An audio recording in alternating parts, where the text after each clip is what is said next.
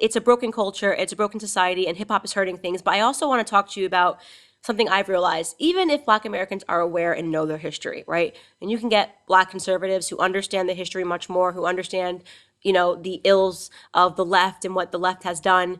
But still, in that regard, they bring to the conservative side the same bad habits that I was hoping Black conservatives would be abandoning. And what I'm talking about, number one, is conflict resolution. What's good, YouTube? This is KB LaFleur. You can call me KB. Welcome back to another video, man. We got a pretty good one, man. We got Candace Owens, man. We got Candace Owens constantly in the news for something, right? She's always in the headlines for something, right? Now, granted, a lot of people may not like her. Some people may like her.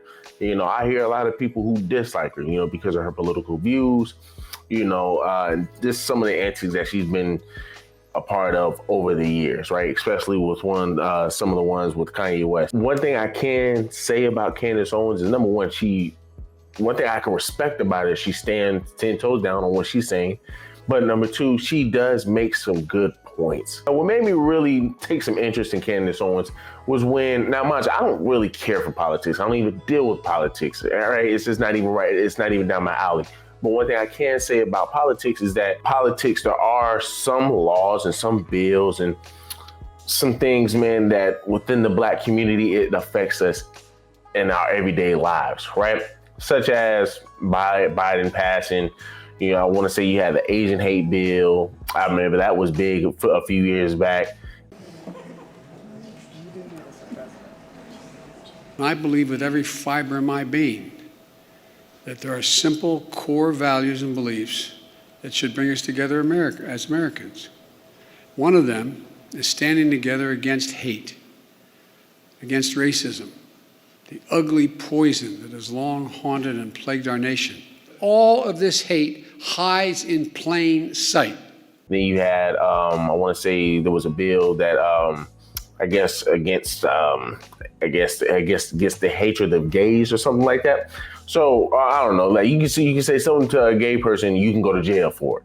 So I'm just like, okay, but we don't have any laws in place for Black folk, right? We don't have any laws in place for Black folk. With all these senseless killings and whatnot, right? The justice system sitting over here constantly effing the Black man over. Candace Owens, she comes up here and says, you know what? Hey, you have reparations, right? Let's go ahead and look at the video of her talking about reparations.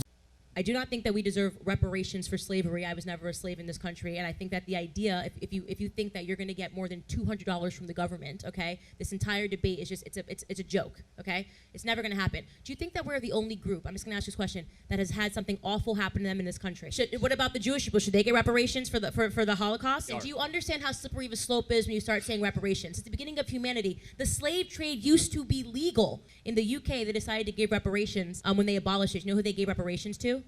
The slave owners, because Black people were their property legally. It was legal, right? So when they got rid of it, they gave them reparations. The point is that no matter where you go in history, someone was oppressed. You cannot look to correct history by thinking that you're gonna get a small check, because every single person in this room would get a check. It's just a means for them to seize you emotionally and make you think that you deserve something or you're gonna get something. And if they actually factually did it, it would probably amount to $400 and you couldn't even spend it at a club on a weekend. I just happened to be watching the video and you had Candace Owens bring up reparations. That's something big that's in the politics, right? Especially, man, for people who are, from a lot of our brothers and sisters who are into politics. They want to know about some reparations. Now, I had a big discussion with my mom about this, right? I had a big discussion with my mom about reparations. Her biggest thing is, hey, I want some money, right? We all want some money. Black folk want some money so they can do whatever they want to do with it. And that would be a step in the right direction by getting some money. My thing is, you're getting money for what, right? You're getting money for what? It really just doesn't make any sense. And you already know the government is only going to give you what, $400, $500? That's a slap in the face. If you ask me, that's a slap in the face. Government gives me only $400 to $500 after what my ancestors been through. After what my ancestors been through, I just get $400, $500. And all they say is, hey, now we're even. We don't want to hear anything else about this past 400 years.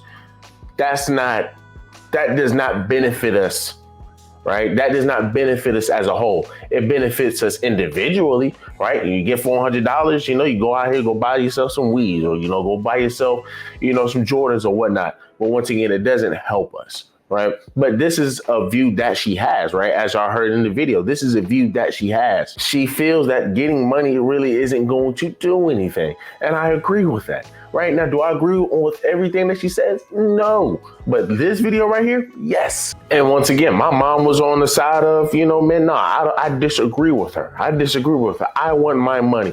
But like I said, what are you going to do with $400, $500? It's a slap in the face if you ask me.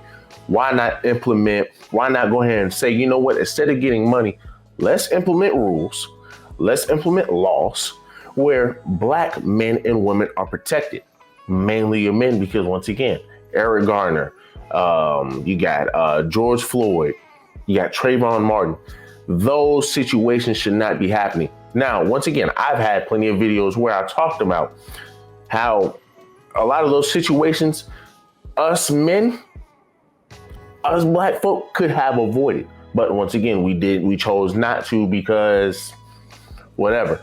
So once again, I get it. People might not like Candace Owens for what she's saying, but she also has this to say about the Black community, about how a lot of us, mainly brothers, how we cannot control our emotions in certain situations where we always have to where it always has to end with conflict to get a point across.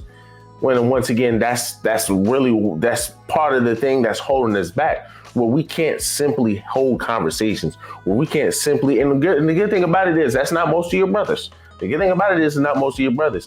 And the good thing about Red Pill and good thing about the Manosphere is bringing a lot of brothers and sisters together where we can actually have a real conversation, where we can actually have people who want to at least share ideas. Let's go ahead and see what she's talking about and let me know if she's wrong. Let me know down below if she's wrong. It's a broken culture, it's a broken society, and hip hop is hurting things. But I also want to talk to you about something I've realized, even if Black Americans are aware and know their history, right? And you can get Black conservatives who understand the history much more, who understand, the ills of the left and what the left has done. But still in that regard, they bring to the conservative side the same bad habits that I was hoping Black conservatives would be abandoning. And what I'm talking about, number one, is conflict resolution. Black Americans do not know how to resolve basic conflicts. Everything has to turn into a fight. I hate you forever. You got to draw lines. It's like you're this gang or that gang. And you still see it happening in politics. And I just think these are just some uncomfortable truths that a lot of people don't want to acknowledge, right? It's just an uncomfortable truth that a lot of people don't want to acknowledge. Now, once again, she should say a lot, right? She should say a lot, right? Because it almost seems that she's trying to say that this is how pretty much most Black folk resolve situations, by just sitting over here ending it with conflict. That's not the case, right? That's not the case. And once again, you're seeing it with you're seeing it with all of these male podcasts. I feel like we're definitely changing that narrative. But once again, when you do look at a lot of brothers and sisters, it always ends in conflicts, right? A lot of times it does end in conflicts, or it does end with someone, man, disliking another. Like for me, I like O'Shea Duke Jackson. I like Tommy Sotomayor, even though he kind of washed himself out. But seeing those two brothers going back and forth, it's like how do we get to this point? Now, I don't even know how all of that stuff started, besides Tommy Sotomayor maybe saying something about him. But once again, I mean, at the end of the day, we shouldn't have two people who are in the same space going back and forth, disliking each other. And I mean, once again, we see it with a lot of other people who are in this exact same space, going back and forth over stuff that does not make any sense, when we shouldn't even be doing that. Because once again, we are all adults, right? This is what we preach, right? This is what we preach every day. So once again, there's just a certain way we have to carry ourselves. So just going back to what she's saying, we struggle with learning how to deal with conflict. It's just a truth in the community. A lot of people want to not even acknowledge. They don't even want to acknowledge it. And I think, once again, that's just something that we have to figure out. That's something that we have to fix. Now, once again, most black men do know how to resolve conflict. But what I'm telling you right now is we see it more, right? We're starting to see it a lot, especially since the 90s, right? Where a lot of us can't resolve conflict. It always has to come down to fighting. It always has to come down to, man, you're this, you're that. And I get it. There are some people, man, that it's, no matter what you do, man, they're just going to bring the worst out of you. But once again, man, at the end of the day, given that this is what we preach, this is what we live up to, that's something that we're just going to have to fix as a whole. So going back to also the reparations. Once again, if y'all can come up with better solutions as to why, if y'all can come up and give me a reason as to why we should have money, instead of just having law changes and passing certain bills that can protect us as a whole, y'all tell me why money would be more important. But y'all do me a huge favor, man. Leave me a like, leave me a comment, and leave me a subscribe.